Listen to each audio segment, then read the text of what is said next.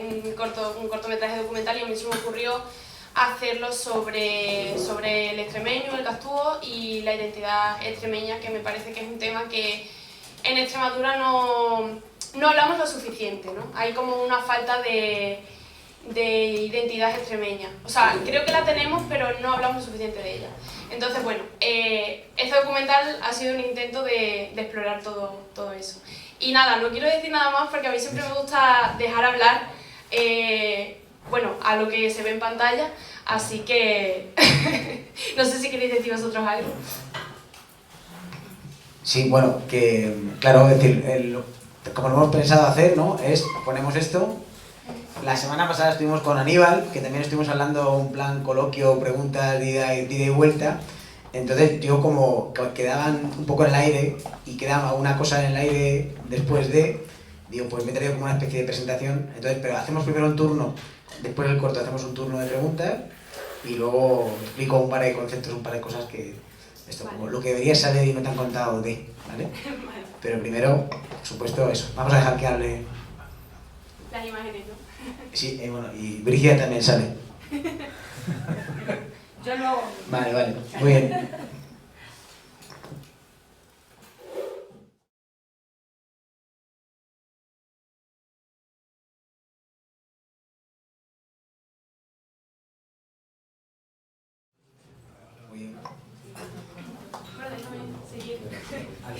Nada, yo quería agradeceros a vosotros, a José Manuel, que está ahí también, que bueno, fueron los que hicieron posible este documental. Ellos pusieron su granito de arena y aportaron sus conocimientos y sus opiniones, y bueno, yo simplemente lo cosí todo junto, ¿no? Por decirlo así. Entonces, bueno, pues nada, muchísimas gracias, porque la verdad es que fuisteis muy generosos y hombre, que al final era un trabajo de clase, ¿sabes? Que yo qué sé. Y nada, yo la verdad es que estoy contenta con el resultado, así que muchas gracias. ¿Qué notas te pusieron? Pues ahora mismo no me acuerdo, si te digo la verdad, pero nos pusieron buena nota. No sé cómo estará a nivel, pero yo paso el trabajo de clase, yo lo veo una cosa muy aparente, ¿no? Sí, a nuestra profesora le gustó mucho, la verdad. José Manuel ahí puede dar fe de ello. Bueno, no sé si alguien quiere decir algo, porque bueno, la idea de esto al final es que la gente reflexione y que también se abran debates, ¿no? Entonces, si alguien quiere comentar algo o aportar algo. A ver quién rompe el hielo, siempre es como el primero. Dani, cómo hacéis para mantener esto y que no se pierda? Porque esto por inercia propia, las generaciones que vienen detrás, como bien apunta el documental, les corrigen para que hablen castellano, que así se habla bien, y eso con el tiempo y la misma inercia se va diluyendo y va desapareciendo. ¿Qué mecanismos tenéis en los colectivos donde estáis para que eso se mantenga, o qué vínculo, qué nexo queréis que sintonice con la sociedad para que decir, mira, estos son los mecanismos para que se mantenga? ¿Y qué ayuda o qué facilidades os dan para que eso se produzca? Claro, por eso lo que explicamos... Eso se pierde, se va perdiendo. Claro, entonces precisamente para que eso no se pierda, se trata, como he explicado por ahí, está subtitulado, bien subtitulado, por si no se me entendía en extremeño, es esto, es decir, más allá de la lengua, es primero quitar la situación en la que están estas lenguas, es esta situación de complejo, de diglosia, ¿no? Entonces primero tienes que quitar ese complejo, que ya no tiene solo que ver con la lengua, también tiene que ver con lo que defiende aquí los dos compañeros, que es esta resistencia rural, ¿no? Es decir, es como, primero tienes que perder ese complejo. Si tú lo que piensas de tu cultura y de tu forma de hablar y de tu pueblo es que eso es cateto, eso es ignorante, eso es atrasado, eso es vulgar, todo lo demás ya no te va a gustar. O sea, decimos, ¿no? Incluso también relacionado con la migración. Si tú piensas que en tu pueblo no hay nada, pues en cuanto te saca cualquier cosa afuera te vas, ¿no? Entonces, vemos, la labor que hacemos en los pueblos primero es, porque ves que está vivo, o sea, aunque hay gente, por ejemplo, en la universidad te dice, no, es que eso no lo habla nadie, ¿no? Y además te lo dicen orgullosos, el Pérez Reverte y compañía, ¿sabes? Te lo dicen orgullosos, de decir, no, eso no existe, nadie habla así, Entonces cuando vas a la gente, a los pueblos, y simplemente en media hora hablando con ellos en extremeño, ves que la gente empieza a salir y, pues yo solo digo, pero eso siempre me han corregido, nunca me han dejado decirlo. Es decir, primero tienes que quitar esa capa, ¿no? Es decir, como de fusca que está por encima, que decimos, ¿no? Es decir, primero tienes que quitar ese complejo y luego es cuando sale. Es decir, como dice la prueba, dice, pues yo eso lo entiendo, pues yo eso lo digo, pero claro, es que vienes así encima cuando, como hablas castellano, hablas tan fino que como nos parece como de fuera de la capital, pues te hablamos bien, pero claro, sí, a poco la gente pues va dando ese paso, ¿no? Entonces, esa labor hay que repetirla con cosas como esta lo explican, ¿no? Es decir, de cómo es ese paso primero de librarnos de esos estereotipos, esos prejuicios que nos han plantado en la cabeza y que los hemos interiorizado. O sea, incluso como extremeño, es decir, algo que es negativo para ti mismo, como hablaba Aníbal de lo del autoodio, ¿no? Es un estereotipo negativo y perjudicial para ti, te lo han inculcado y encima lo has asumido y lo reproduces orgulloso, ¿no? Diciendo, es que sí, tengo primo en el pueblo, ¿no? O incluso es muy corriente las conversaciones de que te dice tu... conversaciones en el pueblo, ¿no? ¿Qué tal tu hija? La mayor en Madrid. Qué bien, qué bien. Da igual el trabajo en el que esté, aunque esté hecho una desgracia, ¿no? Oye, ¿y tu hijo el chico en el pueblo? Tenía estudio y todo, ¿no? Y se ha quedado en el pueblo, ¿no? Qué mal, ¿no? Entonces, Bien pasado. ¿Para qué vais votando? Venga. Pues sí, para que os hagáis un poco más idea, para mí Dani es la parte teórica y nosotros somos como la parte práctica. Porque antes de nosotros conocer a OCE, al órgano de seguimiento del extremeño y su cultura, lo que hicimos mi pareja y yo, que somos los dos del grupo, que somos Asina, como el documental, pero Asina a seca nos puedes buscar en cualquier plataforma musical, y el disco se llama De la Sotierra todo junto. Todo esto comenzó hace ya 3 años por el gusto de que yo me estaba leyendo un libro de Luisa Durán, que es una escritora cacereña, que tiene varios libros, también escribía teatro, y todo era en extremeño. Entonces, pues cogimos un pedazo de poema que tenía esta mujer y lo pasamos con electrónica. Nosotros lo que hacemos es coger lo contemporáneo, lo costumbrista, y lo contemporaneizamos en el ahora, en el día a día de nosotros. Y nosotros defendemos un día a día en el pueblo, las culturas y todo lo que ello engloba, como las comidas, como la historia que ha vivido Extremadura. Es muy importante porque hemos sufrido mucho y no somos conscientes realmente de que eso lo hemos arrastrado hasta nuestros tiempos. Y hasta que no te paras a leer y te vas un poco de lo que es la educación formal y te pones a leer tus cocinas, ¿no? Como yo digo, pues al final te vas dando cuenta de que si tú quieres cultura extremeña, pues te tienes que quedar tú haciendo cultura extremeña. Y eso es Asina, eso es de la Sotierra. Somos un ejemplo de vida en el pueblo y de querer vivir en el pueblo. No sé si alguien más tiene preguntas o... Yo tengo una curiosidad. ¿Cuánta gente de la que ha estado viendo el documental habéis tenido que leer los subtítulos para enteraros de lo que estaban diciendo? Yo, por ejemplo, lo he tenido que leer en algunas ocasiones porque no entendía. Tengo que decir que, bueno, en el caso de Aníbal, es que él habla urdano, que es una variedad porque él es de las urdes, y entonces sí que hay como más diferencia que, por ejemplo, lo que habla Daniel, que sí que es como más castuvo, ¿no?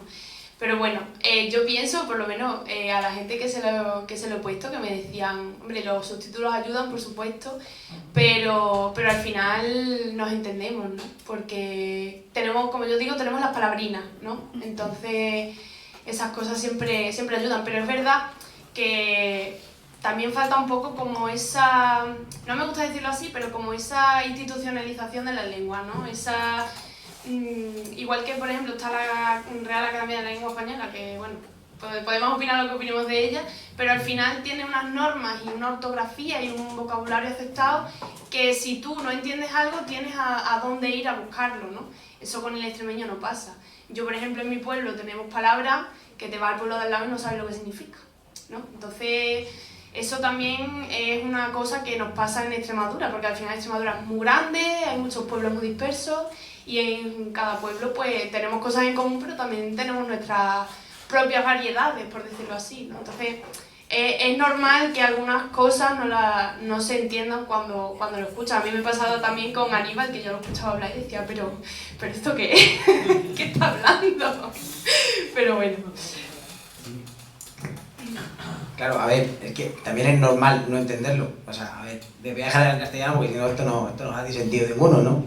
Es decir, es normal el no entenderlo. Si se entendiera todo, ningún organismo internacional a lo mejor es reconocido como una lengua distinta. Sería como el andaluz, sería un castellano con otra fonética, con otro acento. Es decir, si nos reconocen como lengua distinta, desapartada, es porque veramente hay veces que no se entiende o los verbos se hacen de forma distinta, ¿no? Por ejemplo, es decir, eso son las competencias, ¿no? Si vos apuntáis a inglés o alemán en la Escuela Oficial de Idiomas, vais a tener 4 exámenes distintos. Tenéis el oral, el escrito, ¿no? Luego el listening y el writing, ¿no? Es decir, son las 4 competencias de una lengua.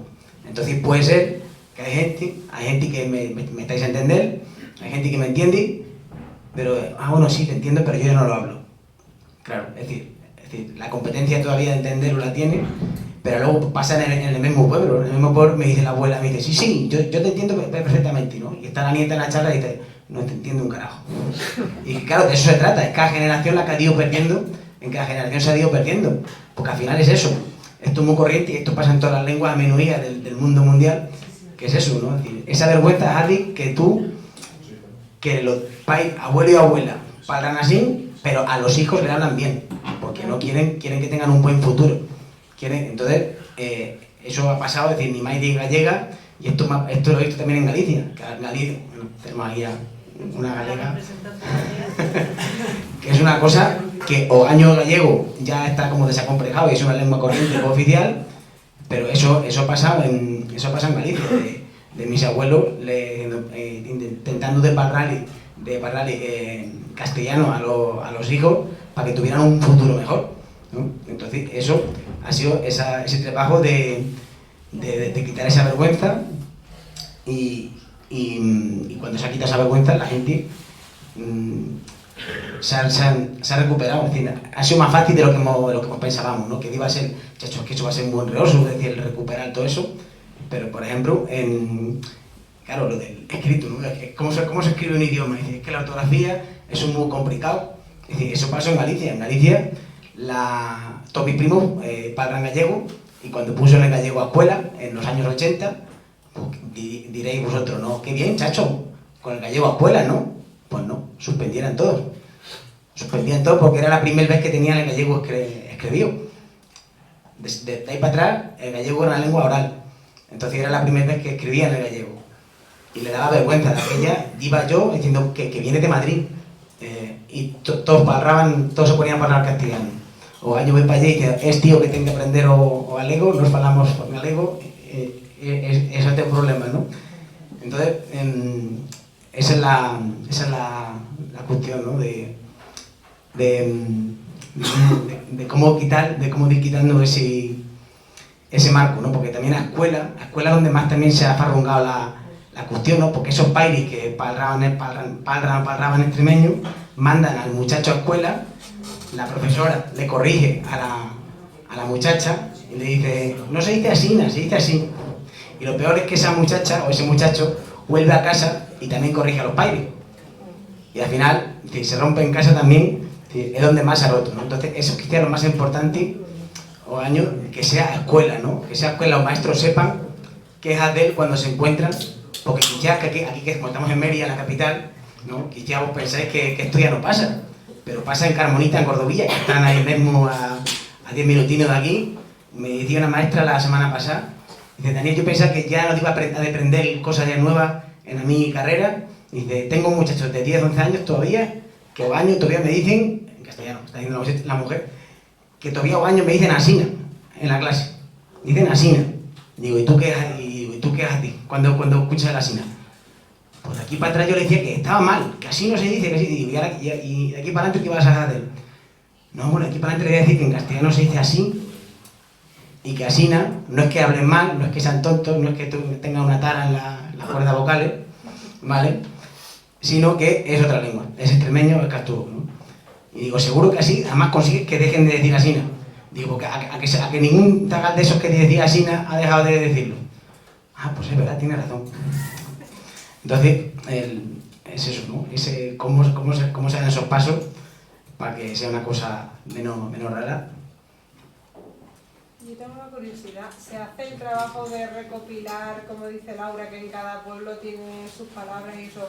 ¿Se ha hecho como el trabajo de recopilar las palabras de cada pueblo y que haya como algún documento o algún sitio donde tú puedas ver, en plan, cuáles son las palabras típicas de esta zona, de estas, o...?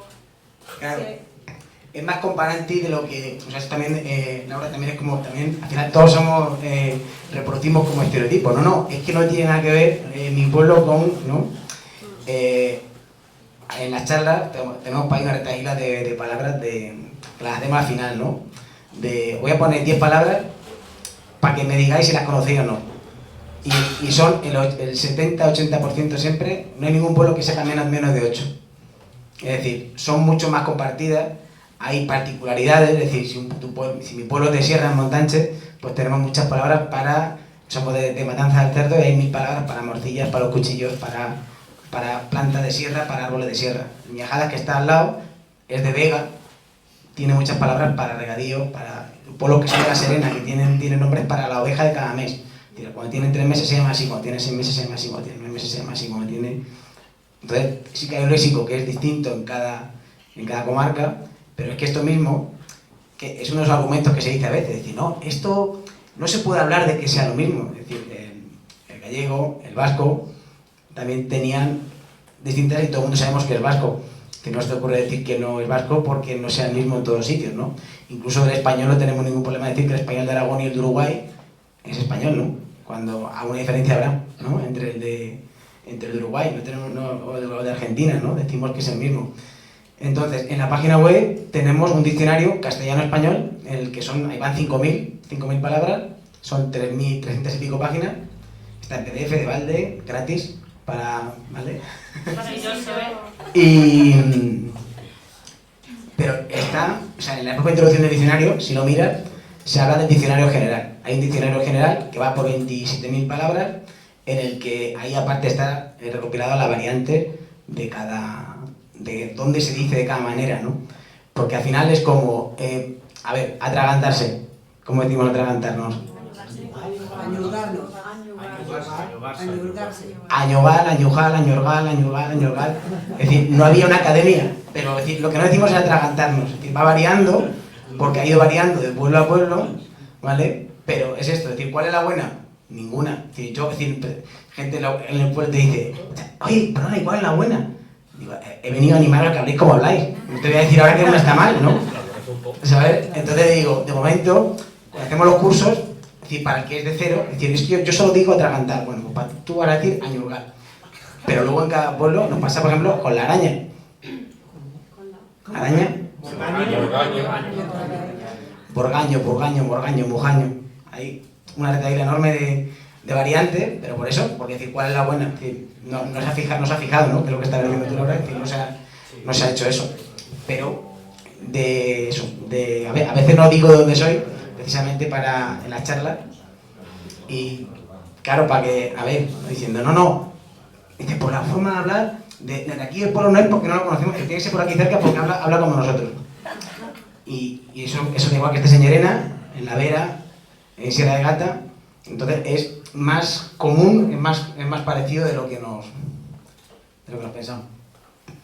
Yo me quiero poner un poco en plan controversia filológica, pero yo creo que ahí hay una zona difusa, ¿no?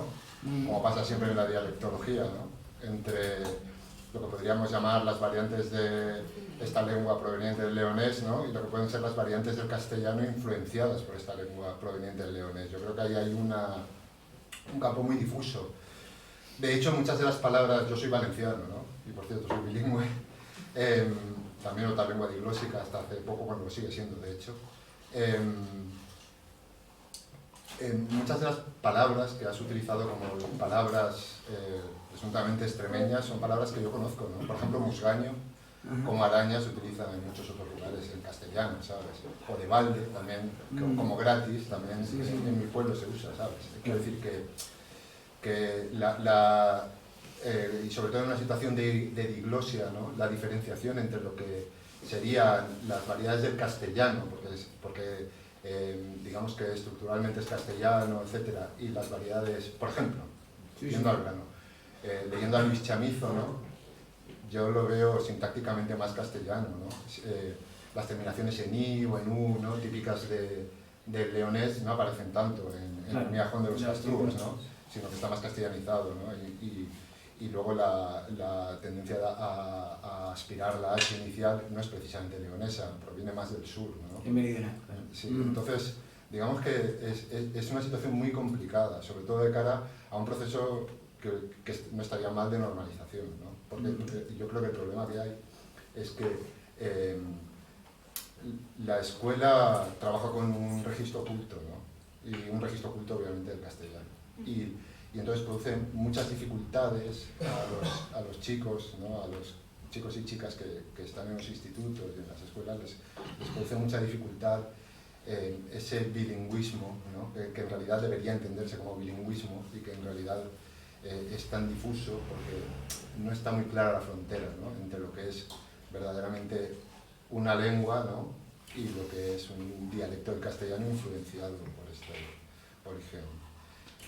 Yo lo veo, yo por ejemplo, viendo el documental, reconozco claramente leonés en el chico este que hablaba Urdano, Claro. ¿no? Las terminaciones de los demostrativos en i, por ejemplo, ¿no?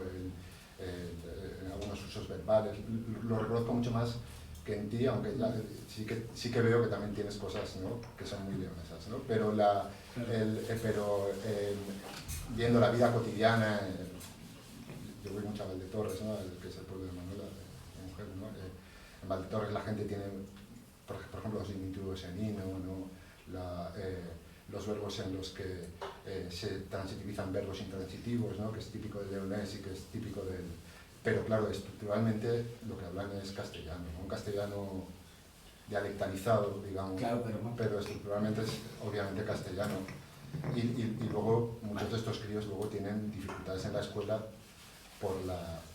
Claro, ahí está el matiz de lo de obviamente castellano, es decir, es el enfoque dialectológico. Te digo, hemos estado en la universidad o sea, es eso, en casa, en la Universidad de Extremadura, está ese enfoque dialectológico, que es como... académico, digamos. En cada país hay un idioma. Entonces, en Italia usamos el de Toscana para toda Italia, ese es el bueno, y en Nápoles hablan fatal, no se entiende un carajo.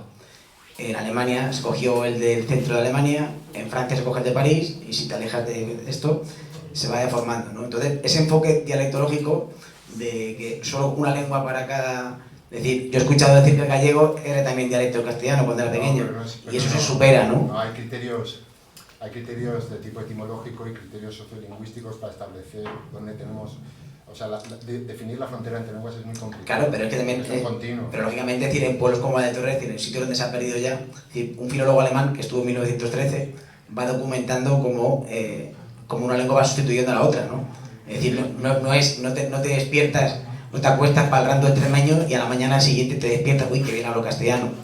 Esto es un proceso de sustitución que una lengua se va comiendo a otra, ¿no? Entonces, claro, cuanto más perdida está, que ese es el gran problema que tiene, por ejemplo, también el aragonés. Las lenguas que son más comparantes al castellano, es más fácil meterse en el cajón de es castellano mal hablado, castellano deformado, que es la explicación que nos encontramos, lo que has dicho tú, lo de, al final nos pasa en muchas salas, sobre todo en los colegios y en el instituto, acabamos enseñando castellano bien. Lo que has dicho tú del transitivo, es decir, chacho, me he quedado las llaves. Mal. Castellano dice, me he dejado las llaves. Y dice, pues si yo digo me he quedado las llaves. Digo, ya, pues lo dices mal. Dice, pero si soy profesora de lengua, digo, ya, pues... He hecho 5 años de filología hispánica en la Universidad de Extremadura, ¿cómo es posible que no lo sepa? Digo, pues buena pregunta. Esto, ¿no? Es decir, que la gente no sabe decir, me he quedado las llaves, o entra coche en la cochera, o, es decir, en castellano entras tú, pero no puedes entrar una cosa. En castellano me he dejado, me quedo yo, pero no puedes quedar una cosa, ¿no? Son cosas que están ahí, que no nos han explicado y que sobreviven y que son de este leonés. Y claro, es decir, luego lógicamente hay cosas que son compartidas, ¿no? Muchas veces nos dice lo del hacho. ¿El hacho es murciano o es extremeño?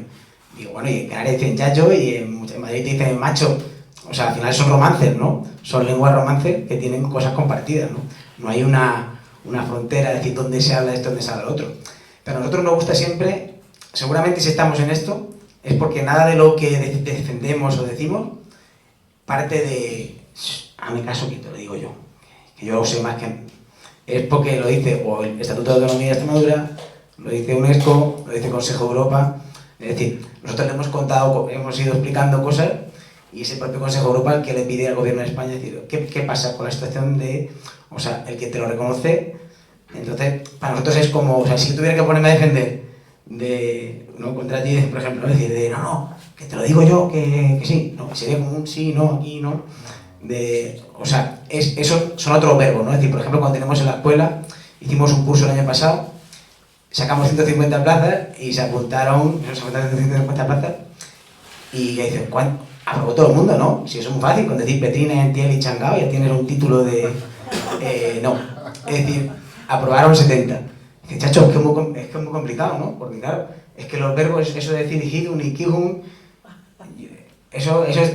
A ver, volvemos a lo mismo. Yo eso nunca lo he escuchado, te lo estás inventando. Cuando se parece mucho, cuando eso es poner el hino, eso es castellano con hino, ¿no? Y si nada, cuando le dices, por ejemplo, pues tenés que movido molotrujun, ¿qué? Eso no lo he escuchado, eso es mentira. Digo, no, que en cuanto nos vieron, nos lo trajeron. Eso te lo estás inventando, ¿no? Es decir, eso no lo dice nadie. Entonces, y claro, aprobaron solo 70, porque, claro, es decir, ves que otra conjugación, y tenían que grabarse también un vídeo hablando al final de cómo, de un vídeo de un minuto, hablando en extremeño de cómo habían aprendido, ¿no? Entonces, pues, pasaban estas situaciones curiosas de abuela hablando, o sea, abuela llorando al ver al nieto hablando en extremeño para el curso, y la madre dice, toda la vida me he tirado corrigiendo a mi madre de lo mal que hablaba, y ahora mi nieto, pues, lo vuelve a hablar, ¿no? Y claro, evidentemente, Aníbal es nativo, Aníbal es Burdano y es nativo. Yo soy neohablante. Ya ves que yo yo lo he aprendido después, que también es como un ejemplo, dice, joder, lo bueno es que también se puede aprender, ¿no? Que aunque esté perdido del todo, se puede volver a aprender. Es decir, no es motivo para... O sea, yo no sé el valenciano hasta qué punto se llegó a degradar como para decir que haya... Pero supongo que a nivel también, a nivel... Le pasó algo parecido a lo que te decía, ¿no? El fenómeno este de que cuando hay una situación de diglosia, ¿no? La lengua A invade el mundo, ¿no? Sí. Invade el mundo de la lengua B, de la lengua marginada, sí. ¿No? Y entonces llega un momento en el que los hablantes de lengua B acaban hablando un dialecto de la lengua A, en realidad, ¿no? Eso pasó en Valencia, eso se llama churro, y es una castellanización brutal del valenciano, ¿no? Claro. Eso con el proceso de normalización se intentó corregir un poco, en realidad la normalización en el País Valenciano ha sido bastante fracaso, aunque ha dignificado a los hablantes valencianos que mantuvieron la lengua muy... O sea, no ha sido tan cruce de caminos como aquí, ¿no? Ha sido una sociedad un poquito más cerrada, quizás más enrollada, y mantenido la lengua un poquito más... Y también que era más distinta, ¿no? Porque, por ejemplo, este filólogo alemán sí que dice esto, es decir, donde más paso hay, entonces en la Vega Guadiana, efectivamente, chamizo, en toda la Vega Guadiana, incluso hoy en día me cuesta encontrar gente que diga que hable con la U y con la I en la Vega Guadiana, casi no hay, pero si te sales, de Almendralejo hacia abajo, no solo hacia arriba en el norte, hacia abajo, te vuelves a encontrar. Es decir, es cuanto más apartado está una sierra, cuanto menos influencia ha habido de fuera, pues más se conserva, ¿no? Y en cada comarca hay como también el pueblo que habla peor, ¿no? En Garovillas, Zorita, Torrejoncillo, es el pueblo que habla mal en la comarca, no, es el pueblo que está más apartado y que más lo conserva, ¿no? Lo que has dicho tú sobre que hacéis un curso, ¿no? Y la gente piensa que con añadir los diminutivos en ino y tal, y 4 cosas más ya hablas extremeño, ¿no? Y luego se dan cuenta de que no, de que hay una sintaxis, de que hay una morfología específica, que hay una serie de terminaciones, que es una lengua, vamos, que, no es una que es una lengua y que no es castellano, ¿no? Entonces ahí resulta que vienen los suspensos, digamos, ¿no? Fíjate que cuando Koldo Michelena hizo un estudio del euskera, la situación del euskera en los años 70, al final del franquismo en el País Vasco, ¿no? Se encontró que utilizando el criterio sociolingüístico, que es el criterio para definir desde un punto de vista sociolingüístico si hay una lengua o se ha partido ya en dos, que es el criterio del mutuo entendimiento, es decir, se hace una prueba hace una serie de experimentos para ver si dos personas que hablan dos variedades se entienden entre sí o no, ¿no? Entonces, si dejan de entenderse entre sí, se considera que se ha roto el criterio y que por tanto ya hay dos lenguas, ¿no? Pues Koldo Michelena llegó a la conclusión de que, primero, que el euskera se había extinguido prácticamente en Vizcaya, y segundo, que el euskera se había dividido en por lo menos 7 lenguas distintas. Que es un poco lo que puede estar pasando también aquí, ¿no? Pues la situación de diglosia hace que el léxico varíe, y entonces unos dicen añuga, otros añuga, ¿no? Y al final llega un punto en que se diferencia muchísimo entre unos sitios y otros por la diglosia. Claro, pero pues igual hace falta hacer como hicieron los vascos, ¿no? Hicieron un batúa, hicieron una neolengua, una nueva gramática y construyeron una lengua un poco artificial, pero que fue el vehículo para normalizar. Eso nos lo han dicho, decir, oye, pero es que esta forma que tenéis de escribir y de hablar, o la estáis inventando, ¿no? Y digo, efectivamente, caballero. Como en todas las lenguas del mundo mundial, la RAE cuando fija como limpia, fija y da esplendor, ¿no? Fija cómo se escribe el castellano, pues no es que se abra el cielo y aparezca Moisés con la gramática del castellano, sino que es una convención humana que se ponen de acuerdo en cómo se escribe un idioma. Lo mismo pasó con el batúa, lo mismo pasó con el gallego, con el griego koiné, con cualquier idioma se construye así, es una convención, ¿no? Y precisamente estuvimos una charla, en septiembre estaba una charla en el Hogar Extremeño en Bilbao, que también, claro, ahí se mantiene la identidad, pero como en vez de ser como altavoces de identidad, y digo, digo, en Extremadura estamos igual, es lo mismo, es como refugio, ¿no? Es como donde puedo seguir siendo extremeño, ¿no? Es como una especie de armario o una cosa así del Hogar Extremeño, entonces pasa allí como a, joder, vamos a dar la vuelta al calcetín, por favor, que irradie esto, ¿no? Que sea como una antena wifi, que rebote, ¿no? Y vino extremeños que son ahora neohablantes de vasco, ¿no? Es decir, ¿cómo era la palabra? Euskaldunberri, y claro, dice, si no hubiera sido por el batúa, no quedaría nada. Es decir, ahora que está el batúa, ahora que el euskera tiene vitalidad, ahora podemos recuperar la variedad, por ejemplo, de Bermeo, de la costa, de las peculiaridades de cada lengua, ¿no? Entonces son procesos que al final, como decimos, es la parte optimista. Lo bueno de ser los últimos en Extremadura en todo es que solo tenemos que copiar a la gente que ya lo ha hecho antes, ¿vale?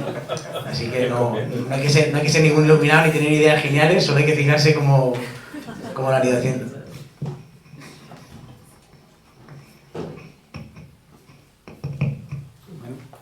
Bueno, lo primero, daros la enhorabuena por el corto, porque la verdad que ha sido bastante ilustrativo. Y luego una pregunta en el día a día, ¿cómo podemos ayudar a que se conserve no solamente el Castúo, sino también esta cultura o esta identidad extremeña, sobre todo para los que no somos acomplejados, como habéis dicho, para los que no solamente no somos acomplejados, sino que estamos orgullosos de ser extremeños? ¿Cómo podemos ayudar un trabajo real en el día a día a conservar esto? Pues, en mi opinión, sin duda alguna, es hablando de ello, poniendo el tema sobre la mesa, que para mí es lo que hace OCE. Poner el tema sobre la mesa y volver a hablar, para bien o para mal, para lo que sea, pero hablar del tema. ¿Cómo era tu nombre también, caballero? ¿Mío? ¿Sí? Javier. Javier, también me he quedado antes con ganas de decirte algo que viene un poco a cuento, y es que a mí me han reñido en la escuela por hablar regular, ¿vale? Entonces, cuando me pongo muy nerviosa, me parezco de Madrid y hablo con todas las S del mundo y me doy un asco que no veas. Entonces, que se pueda dar a elegir, que se enseñe que hay dos, que hablemos de ello con total normalidad, hace de ello una actualidad, hace de ello cultura, hace de ello vivir en él, porque al final la lengua está viva como nosotros, y si no lo vivimos nosotros no hay nada, desaparece. Entonces, sin duda alguna, contarlo, hablar de ello. Nosotros con el disco pues lo mismo, de otra manera, haciendo música, haciendo cultura, haciendo jornadas, hacer eventos, hacer poemas, millones de formas artísticas. Todas te dan el pie para mantener esta historia. Usarlo en un corto. Por ejemplo. En el año 2023 hacer esto, que hace todo, ¿no? ¿Cómo se te ocurre hacer esto? A ver, bueno, es que los extremeños siempre estamos a la cola de todo, siempre llegamos tarde a todo. No, es un poco lo que ha dicho ella, ¿no? Poner el tema encima de la mesa. Porque al final lo que no se habla, lo que no se menciona no existe. Entonces, todas estas cosas siempre, pues lo que ha dicho ella, para bien, para mal, lo que sea, da igual, hay que hablar sobre ello. Y hay que, oye, que es que igual que tú has visto el corto ahora mismo y a lo mejor no habías reflexionado sobre algunas cosas, hablas de esto con tu padre, con tu madre, con tu primo, con quien sea, con tu compañero de trabajo, y a lo mejor ellos tampoco han caído en eso. Entonces, primero hay que abrir la conversación y luego ya, pues ya vemos hacia dónde vamos. Pero primero hay que hablar sobre ello, ¿no? Que es un poco lo que nos falta a nosotros ahora mismo. No sé si... Es que se me ha ocurrido, claro, al final son de preguntas que se van saliendo, ¿no? Es que si no hablamos del tema, lo dejamos folclore, ¿no? Es decir, tenemos muchos socios y mucha gente que está en grupos de folclore, ¿no? Pero al final es la diferencia entre folclore y cultura. Folclore es una cosa que es como la consultamos vemos una actuación de folclore, pero la vemos, la consumimos, pero Residual, también hecha. ya está ahí, es decir, entonces cómo la traemos al presente, ¿no? Es decir, cómo uso esto para construir algo nuevo, ¿no? Es la única manera de... Claro, es decir, lo de los hogares extremeños les pasa también a los grupos de folclore de todos los pueblos de... Bueno, aquí también está la antigua, ¿no? De Mérida, es decir, es transversal a todo esto, es decir, tú eres de Mérida, tú eres una persona moderna, vives en Mérida, eres una ciudad con sus cosas modernas, ¿y cómo se va a apuntar mi niño al grupo de folclore? O sea, lo pasa en cualquier pueblo de Montehermoso. Es que no conseguimos que la gente joven se apunte al grupo de folclore. Es decir, pero es que es esto, es decir, es que hay un planteamiento así como de primera, de decir, ¿qué hacemos para que esto sea atractivo? Es decir, esto nos lo han dicho cuando hemos estado en congresos en la Universidad de Ámsterdam, cuando hemos estado con el Consejo de Europa. Dice, esto es, la palabra es en inglés, ¿no? El coolification. No sé si lo dije en un momento o lo tal. Es decir, esto es conseguir que esto mole. Si esto mola, si la gente joven, es decir, en el WhatsApp los muchachos, ¿no? A veces le decimos, es decir, ¿cómo se dice, no? Es decir, le pregunto, bueno, ¿sabéis alguna palabra en castúo? No, tal. Digo, si os pregunto qué es una pitera, ¿no? Se ponen todos los muchachos de pie de momento, ¿no? Y se señalan la cabeza, ¿no? Y dice, sí, la pitera, sí, yo digo pitera. Digo, cuando lo pones en el WhatsApp, ¿qué pones? Derecha. Digo, hostia, no me he dado cuenta, digo, claro. Entonces, es eso, es decir, si consigues que lo percibes como algo chulo, más fácil que viene todo detrás, ¿no? Por ejemplo, en Montehermoso, lo tengo que decir. Claro, dicen esto, es decir, ¿cómo hacemos? ¿Qué puedo hacer yo? Digo, pues tenemos que sacarlo de desencasillarlo, ¿no? Desencasillarlo, como habéis dicho vosotros dos, del 23, usarlo para otra cosa que no sea para... Así éramos, así hablaban nuestros abuelos, así vivían en el choto, es decir, que no les han pasado. Estuve en un festival de folclore en Talarrubia y decían esto igual, hablaban en pasado. Es decir, así bailaban, este era el baile de... Digo, ¿no te das cuenta que nosotros mismos estamos hablando en pasado de nuestra cultura? Es como, sigue siendo folclore. Entonces digo, si tú mismo no interiorizas, que tienes que comentarlo diciendo, no, este es el baile que usamos para la siega, ¿no?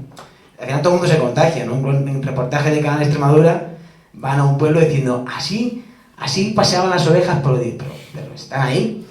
¿Cómo que paseaban? ¿Sabes? Pues, pasean. Eso, ¿no? Entonces eso es muy... Entonces, claro, el grupo de folclore de Montehermoso es...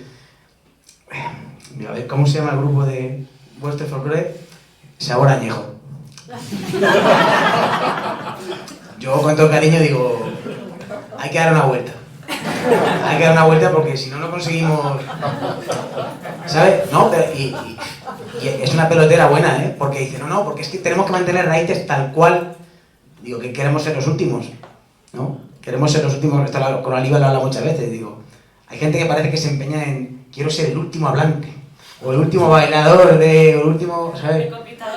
Quiero ser el último, quiero que conmigo muera una estirpe de... Digo, no, nosotros queremos ser referentes o inspiración para otras generaciones, ¿no? Entonces por ahí va la... Yo os iba a decir que a mí, por ejemplo, me da mucha rabia, vamos a ver. Creo que deberíamos estar todos muy orgullosos de este país, que tenemos cantidad de idiomas, ¿no? De dialectos y tal. A mí me gusta mucho, y no poner este habla catalán, este habla valenciano. A mí eso me da mucha rabia. Y me da más rabia todavía que a la gente que nos moleste eso y no nos molesten los anglicismos. Que es verdad que hay que saber inglés, que es muy importante, pero resulta que admitimos todos los anglicismos y luego no admitimos el catalán, el valenciano, el extremeño. A mí eso... me pone muy nerviosa. Sí. A ver, no, yo estoy totalmente de acuerdo. Al final, a ver, eso tiene que ver también un poco con que al final Estados Unidos, ¿no? Es el país que está ahora mismo con la globalización a la cabeza de todo y nos hemos comido toda su propaganda, eso es así. Y bueno, cuando China sea la primera potencia mundial, pues seguramente tengamos mucho, en vez de anglicismos, pues chinismos, no sé cómo se dirá, pero no los comeremos también con papas. Entonces, bueno, contra eso, ¿qué se puede hacer? Pues si tú no quieres utilizar el anglicismo, pues puedes buscar la palabra sustitutiva a eso, porque normalmente las hay.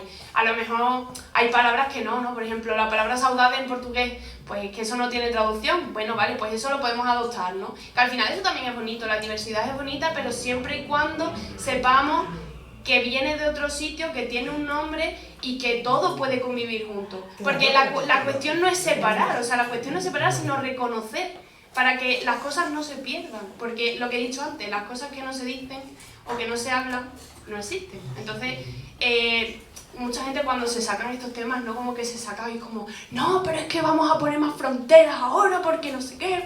Que no, que esa no es la cuestión, no. O sea, no, por ahí no van los tiros. Los tiros van más por querer simplemente reconocer lo que existe y reconocer la diversidad al final, ¿no? Que es lo que hace que todo sea mucho más rico y mucho más, pues eso, diverso y bonito, ¿no? Por decirlo así. Claro, sí, a eso me refiero yo, o sea, sí, que sea todo, pero no que unas cosas no, pero... O sea, el inglés sí se admiten, pero luego otras cosas no. No, sí, claro. Para eso tenía que estar la RAE y ya que estamos aquí en Enredadera, el amigo Tony Cantó con su oficina de español, para eso debería estar, que no... ¿Vale? Efectivamente, es que la Constitución pone el castellano es la lengua española oficial del Estado, es decir, el gallego, el catalán, el vasco, el extremeño también son lenguas españolas, que parece que se olvida, que es como, no, decir, si hablas gallego, catalán, vasco, está rompiendo España, ¿no? Y es decir, el enemigo, la amenaza, ¿no? La amenaza para el castellano es el inglés. Porque lo mismo que hablamos de sustitución, de cómo el castellano se ha ido comiendo al extremeño, el otro día en la universidad, cuando fue lo del Pérez Reverte, que hicimos la charla esta en la Universidad de Extremadura, lo pregunté, digo, esto que os acabo de explicar, de cómo poco a poco vamos pasando de la fuentina, la fuentecina, la fuentecita, la fuentecita. Ese proceso de sustitución no suena que hay una lengua ahora moderna que va aplastando y va quitando el inglés, obvio, ¿no? Es decir, pero es esto, es decir, sin embargo, mira si la amenaza es que hablen catalán o que hablen gallego o que hablen catalán, es decir, no, es que está comiéndose. Es decir, hacemos, por ejemplo, la prueba, ¿no? Normalmente ponemos la mesa ahí con los libros y camisetas que tenemos, aprovecho para hacer la cuña, porque eso nosotros lo llamamos, en extremeño le llamamos un estalache. En castellano se dice puesto, pero ahora ya se dice stand. Tenemos un stand, decir puesto ya no mola, ¿no? Entonces, decir, ya incluso parece que mola más decir ya estalache o stand, ya lo de puesto ya es que no... Ya se ha quedado en mitad de camino, ¿no? Hay invasiones del inglés todavía más preocupantes, ¿no? Como el facha este que salió diciendo que él estaba puto defendiendo España. Eso es un calco del inglés. Es fucking defending, ¿no? Sí. Es fucking sustituido por puto. Eso es puro inglés. Sí, bien. Tan patriotas y míralos. Y además, o sea, si nos damos cuenta, luego enredamos todo. El catalán, independentista. El extremeño, incultura. O sea... Eso exactamente es el enfoque dialectológico, de que en toda España solo hay uno y según te alejas se va eso me lo decían en la universidad, ¿no? Incluso en la Universidad de Salamanca. De hecho en la Universidad de Salamanca hay gente que dice muchas barbaridades sobre esto. No, pero esto por ejemplo... Pero la dialectología, lo primero que te explican en las clases de dialectología es que no hay dialectos buenos ni malos, sino que lo único que hay es un continuo que no es fácil de delimitar y que todo es respetable y todo, es más, todo propicia la curiosidad científica, ¿no? Así debería ser, pero en la Universidad de Extremadura no es el caso. Algunos lo explicamos. Que saludar a la cámara, hola, ¿vale? Sí, verdad que tenemos... Pues vaya. Una pregunta, ¿cuál es la diferencia entre dialecto, lengua e idioma? Yo no soy española y no lo tengo claro para nada. ¿Qué es que define uno y el otro? A ver, ya que estamos hablando, Claro. el extremeño es el dialecto pues, del latín, pero no es del castellano, ¿no? Es que está relacionado con esto, ¿no? En España solo se habla español, entonces todos son dialectos del español. El dialecto extremeño es español, el andaluz, el dialectos del... y no. Es decir, es enfocarlo todo cuando las lenguas no tienen que ver con las fronteras. Es decir, el catalán se habla en Francia y en España, el vasco se habla en Francia y en España, el portugués se habla dentro de Extremadura, hay pueblos, que lo explica muy bien, hay pueblos que son extremeños, gente que son extremeños, extremeñas como nosotras, que su lengua diaria, su lengua corriente es el portugués. Y entonces, es decir, no tiene nada que ver con... Es decir, el pensar en dialectos es siempre pensar en algo que viene de, ¿no? Entonces, todas vienen del latín. Entonces sí seríamos dialectos del latín. Pero dialecto suele tener algo como negativo, ¿no? Como... No se puede hablar de... Ojalá fuera como... Sé que te veo aquí gesticular. No, es que... ¿Vale? Vamos a ver, o sea, el dialecto técnicamente es algo, que decir, dialecto es una variante geográfica de una lengua. Claro, entonces, por ejemplo, no hay ningún organismo internacional que reconozca el andaluz como lengua. O sea, el andaluz está muy empoderado, el andaluz se vende muy bien en general, tiene buen marketing, pero ni UNESCO, ni City International, ni Wikipedia, ni Consejo de Europa, no hay ningún organismo, ni Etnolog, no hay ningún organismo internacional que reconozca el andaluz como lengua. ¿Eh? Vale, pero el extremeño sí. Entonces es curioso, ¿no? Es decir, el extremeño sí tiene ese reconocimiento como lengua distinto, porque tiene otra sintaxis, otra gramática, otra morfología, otra forma de construirse. Y otra etimología, tiene otro origen, porque en realidad su periplo desde el latín viene por el leonés, ¿no? Eso es. Y no por el castellano, ¿no? Y el enfoque ha sido como, no, es castellano, arcaico, vulgar, deformado, corrupto. Desde un punto de vista dialectológico, eso es una visión completamente errónea. Que Claro. es falso. O sea, Pero es más fácil. Trabaja menos como catedrático. Vamos a ver, sí. o sea, llevan toda la vida diciendo que el catalán es un dialecto, ¿no? Es que todavía hay gente que dice eso, ¿no? ¿Sabes? Pero Claro. ya, afortunadamente, ya sabemos que es una lengua. Cuando algún imbécil ha dicho que el vasco es un dialecto, ya es una exageración, ¿no? No, el catalán es castellano acabado en et y en eta. ¿A que sí? Y el gallego en niño y niña. Pero y eso es una deformación política, ¿no? De lo que es la dialectología, ¿no? ¿Te hemos ayudado algo o no? Sí. No lo tengo muy claro, ¿verdad? Porque, bueno, lo digo, yo soy italiana. Sí. Entonces, a ver, si cada uno os hablamos de idioma, nosotros lo llamamos dialecto. ¿Tú eres de qué parte de Italia? Hay que adivinarlo. A ver, si alguien lo sabe, lo reconocería de mi acento. Ya, Pero tantas veces no está en Italia. Cada ciudad y cada parte de ciudad depende según de la ciudad, la urbanización y la... Claro. Si hay valles, hay montañas, cambios, hay más de 1000. Pero es que Italia hasta 1870 no existía como país. 1861. Muy bien. No existía como país. Entonces, cuando se junta como país, igual dicen, nos hace falta uno para entendernos entre todos los italianos. Y cogemos el de Toscana. El problema es que incluso en Italia, que fue entera ayer, esta unificación, aún así, también ha sido peyorativo. Es decir, los napolitanos, ¿no? El napolitano es mal hablado, siciliano, no se les entiende o Cerdeña. No es que no sea mal hablado, es que de verdad, es que no se entiende. Pero sin embargo lo que escuchas es dialecto napolitano o dialecto de siciliano, es decir, ¿no? Es decir, era un país independiente, Nápoles era reino de Nápoles, era otra cosa distinta, entonces tenía su lengua. Pero en Nápoles y en Sicilia no hablan igual, Claro. Calabria tampoco, la Calabria del Norte hasta tiene derivancia de los albaneses, de la Albania. De griego también, de Albania, Albania, de sí. griego que se habla solo ahí. Sí. De donde soy yo, hay influencia francesa. O sea, hay palabras que no tienen nada que ver con el italiano. Yo digo siempre, mi bisabuelo, el padre de mi padre, ha hecho la Segunda Guerra Mundial. La primera con 17 años. O sea, juntaron los jóvenes, no se entendían entre soldados. Claro. En 1916. Y pues, ¿Cuándo ha ido ahí? claro, pues eso es parecido a... 1998. Cuando decía lo de las lenguas, ¿no? Es decir, incluso en tiempos, hablando de estos nostálgicos, por no decir facha, lo de, es decir, en los tiempos del glorioso Imperio Español, gente que hablaba castellano eran bien poca. O sea, es lo que estás diciendo tú en Italia en 1914. O sea, estaban luchando por la misma bandera, pero claro, cada uno hablaba, pues, ¿no? Piamontés o Ligur o, ¿no? Totalmente distinto. Sí. Más de un valle al otro, ¿eh? O sea, donde hay montaña, claro. También por la conformación geográfica de Italia. También. Que el Valle de Aosta ¿no? Que habla en francés, ¿no? Hay un Parma valle. también habla en francés, bueno, en Aosta porque está al lado, también. Y luego el austríaco también, el trentino, Bolzano. Sí. Además no quieren hablar italiano, o sea, una parte ahí que... Südtirol, sí. Sí. Sí. O sea, a mí me parece mucho más parecido un catalán, por ejemplo, que es súper entendible. Bueno, es súper entendible que cualquier dialecto, y dice eso que tú estudias el idioma italiano, vas en Italia, digo, no te enteras de nada. Claro, es como un charco político, pero lo de el valenciano no existe, es un invento.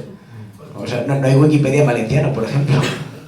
No, el valenciano es curioso, se podría considerar catalán. Es un dialecto catalán.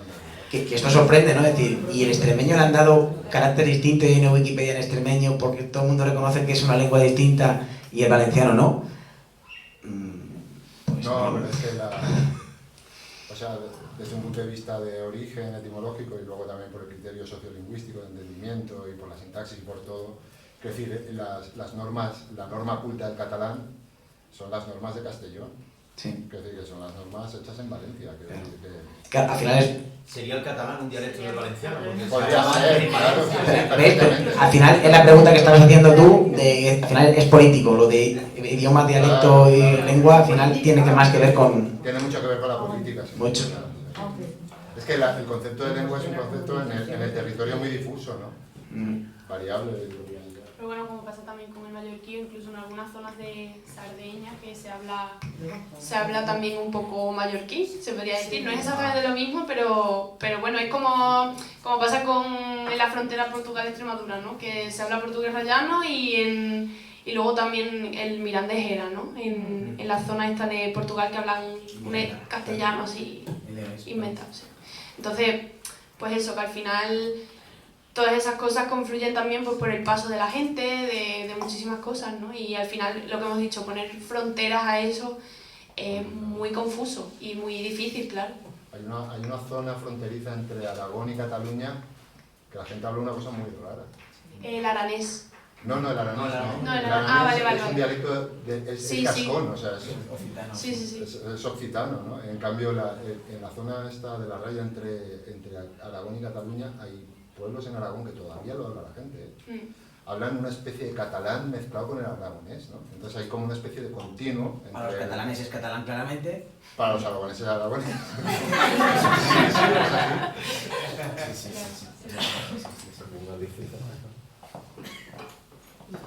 Claro, bueno, eso, un poco términos despectivos. A ver, ¿quién más? Mientras os animáis, digo lo de formas despectivas de llamarlo, ¿no? Que chapurreado, como le llaman también allí, de los tres pueblos de la Fala, los tres pueblos, es decir, hemos hablado de portugués, los tres pueblos de la Fala, es Mañego, Valverdeiro, Lagarteiro, pero hay uno que le dicen, los de Valverde, que es el que más, era el pueblo más grande, el que más paso tenía fronterizo, la han llamado chapurreado. Entre ellos dicen que son distintos, en realidad es que el Valverde está más contaminado, más influido, y el de Eljas, por ejemplo, es que está como más apartado de la montaña, y ese chapurrao, en el fondo también es algo peyorativo, ¿no? Es como, por ejemplo, también decimos lo de Portuñol, ¿no? Tenemos una... ¿Te has hecho conocer a Menchu? Socia nuestra. Su abuela ha fallecido este año, de Aniera, que es una pedanía de Valencia de Alcántara, ¿no? Abuela extremeña, dice, habla portugués, o sea, su lengua es portugués. ¿Qué pasa? Cuando esa mujer va a Valencia de Alcántara, a la farmacia, al ambulatorio, a hacer cualquier gestión en Valencia de Alcántara, ella, como no sabe castellano, sabe palabras de castellano de lo que escucha de la televisión, de aquí y de allí, entonces construye su forma de hacerse entender en el hospital, en el ambulatorio, y la persona que le está atendiendo, como no se está moviendo de su español, dice, esta mujer habla portuñol. Digo, no.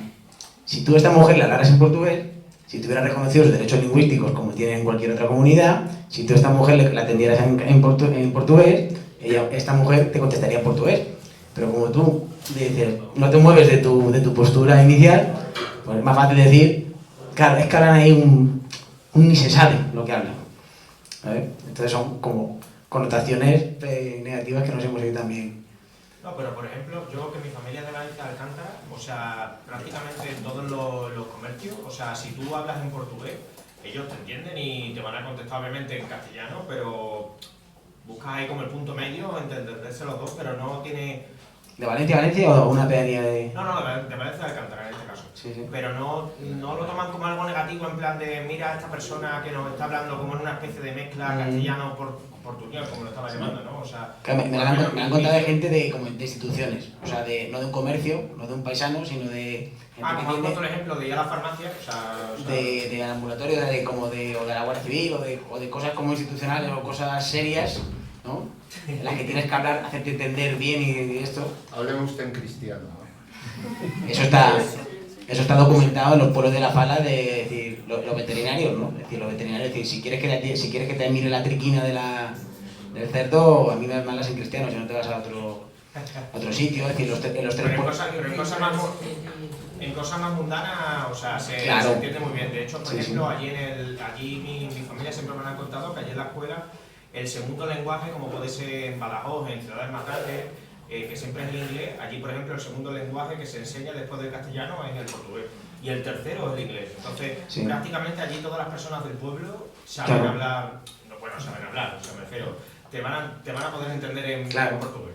El tema es que decir que Extremadura es la comunidad de España que más estudiantes de portugués tiene, pero se sigue pensando en el portugués como lengua extranjera, no como es esto, es decir, mucha gente de Valencia de Alcántara aprende portugués para interactuar con los del otro lado de la raya, pero es que también tienes extremeño de tu lado de la raya, que es su lengua 24 horas, ¿no? Tiene una mujer que tiene en la Codosera, que es otro pueblo que también tiene pedanías de habla portuguesa, la Arrabasa, ¿no? No sé si lo conoces. No. Bueno, está cerca de donde está. De la campiña, ¿no? Claro, está un poco más para abajo, es provincia de Abajo pero bueno, San Vicente de Alcántara y Arrabasa, Tollera, tiene pedanía y hay un restaurante, Casa Simona. Entonces tú vas allí y es muy famoso, es muy nombrado el restaurante porque te ponen patatas fritas y huevos de gallina de allí de la mujer, ¿no? Y entonces fuimos para allí y le pregunta a la mujer, digo, perdona, ¿tú qué? Y dice, Daniel, yo solo hablo castellano con los clientes, yo lo que hablo todo día es siempre portugués. Digo, pero es porque tus pais o teus homes, os teus fillos son de Portugal. No, Daniel, eu sou española, sou extremeña. Así yo que falo todo día es siempre portugués, ¿no? Entonces, está muy bien que nos preocupemos del portugués, pero es eso, lo pensamos como algo, es decir, que nos viene bien porque está cerca de la frontera, pero es decir, es que hay gente de este lado que es lo que usa todos los días, y como decía Laura, es decir, que lo que no se ve no existe, ¿no? Tú vas allí al restaurante y huevo, patata, más vino, chaval, más pan, la cuenta, adiós, y ni te has enterado que... Una ensamadura también. Claro, ni te has enterado, ¿no? Claro.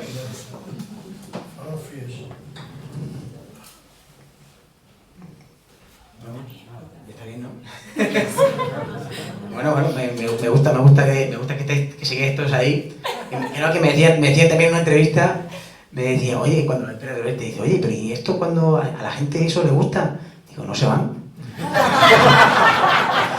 Entonces, he hecho una foto para que vean. La verdad. Pero sí. O sea, es esto, ¿no? Es decir, que al final, de primera nos parece siempre, a lo mejor tú también cuando empezaste a hacerlo, esto a la gente que le va a parecer, ¿no?